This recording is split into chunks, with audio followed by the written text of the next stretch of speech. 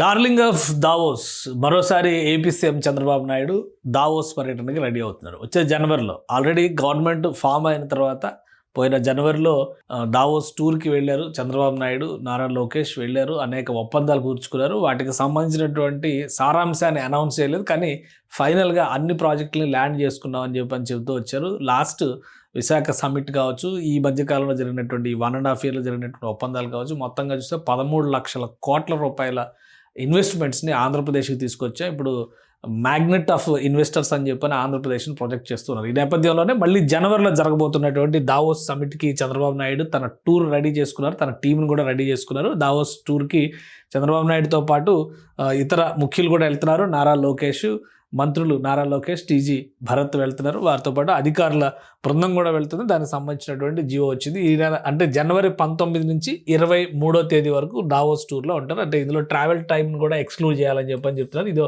దానికి సంబంధించి రిలీజ్ చేసినటువంటి GO. Visit of Chandrababu Naidu, honourable chief minister of Andhra Pradesh, accompanied by a delegation to participate in World Economic Forum annual meeting 2026, 19th January to 23rd January 2026, excluding travel at Davos Klosters Switzerland.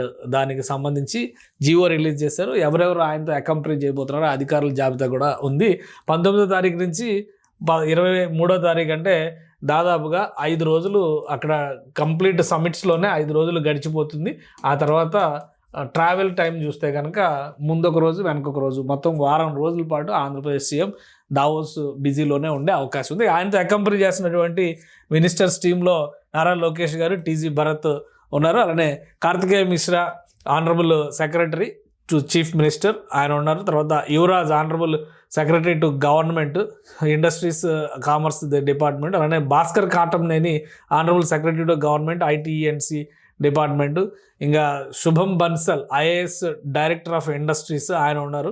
So ఇక Tangirala Datta Yashwant, chief security officer, honourable chief minister. తర్వాత paramedic to HCM, honourable CM గారికి paramedical టీంకి సంబంధించినటువంటి మరొకరు కూడా ప్రయాణం చేస్తారు. మొత్తం 8 మందితో ప్లస్ సీఎం గారితో కలిపి 9 మంది, ఇంకా సపోర్టింగ్ టీం కూడా ఉండొచ్చు. వీళ్ళందరికీ కలిపి క్లియరెన్స్ ఇచ్చారు. 19వ తేదీ నుంచి వీళ్ళు వెళ్తారు.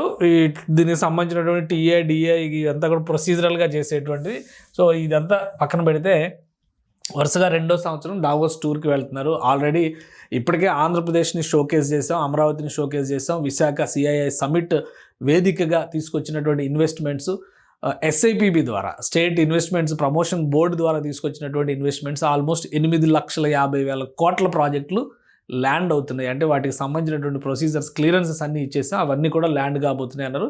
ఒప్పందాలు చేసుకున్నాయి, కేవలం ఎంఓయూలు కుదుర్చుకున్నాయి 13 లక్షల కోట్ల రూపాయలు ఉన్నాయని చెప్పని సీఎం గారు చెప్తున్నారు అఫీషియల్గా. ఇందాక ప్రెస్ మీట్ కూడా ఆర్గనైజ్ చేశారు. సో అందులో రాష్ట్ర అభివృద్ధికి సంబంధించినటువంటి డీటెయిల్స్ అనేకం ఇచ్చారు. ఇప్పుడు మళ్ళీ దావోస్కి వెళ్తే కనుక దావోస్లో ఈసారి ఎటువంటి బ్రాండ్ ఇమేజ్ ఏపీకి తీసుకురాబోతున్నారు అనేది ఆసక్తికరంగా మారింది. ఒకవైపు తెలంగాణ రైజింగ్ అంటూ తెలంగాణ గ్లోబల్ సమిట్ ఆర్గనైజ్ చేస్తుంది. మరోవైపు ఏపీ నెక్స్ట్ మంత్ జరగబోయేటువంటి దావోస్ మీట్కి రెడీ అవుతుంది. సో ఈసారి కూడా తెలుగు రాష్ట్రం, ఎందుకంటే last time AP, Maharashtra, Telangana అలానే కర్ణాటకకు చెందినటువంటి ప్రతినిధులు, ఇతర రాష్ట్రాల మంత్రులు కూడా, మధ్యప్రదేశ్ నుంచి కూడా మంత్రులు పాల్గొన్నారు. ముఖ్యమంత్రుల స్థాయిలో వెళ్ళిన వాళ్ళు మాత్రం ఆంధ్రప్రదేశ్, తెలంగాణ, కర్ణాటక ఈ 3 రాష్ట్రాలకు చెందినటువంటి ముఖ్యమంత్రులు వెళ్ళారు. సో అక్కడికి వెళ్ళి మన రాష్ట్రాలే పోటీపడి ఇన్వెస్ట్మెంట్స్ని అట్రాక్ట్ చేసేటువంటి ప్రయత్నం చేశాయి. ఈసారి 2026 దావోస్ యాన్యువల్ మీట్లో ఎలాంటి ఆసక్తికరమైన పరిణామాలు ఉంటాయో చూడాలి. అలానే AP CM and his team ఎలాంటి తాయిలాలు ఏపీ కోసం తీసుకురాబోతున్నారు అనేది ఎదురు చూడాలి.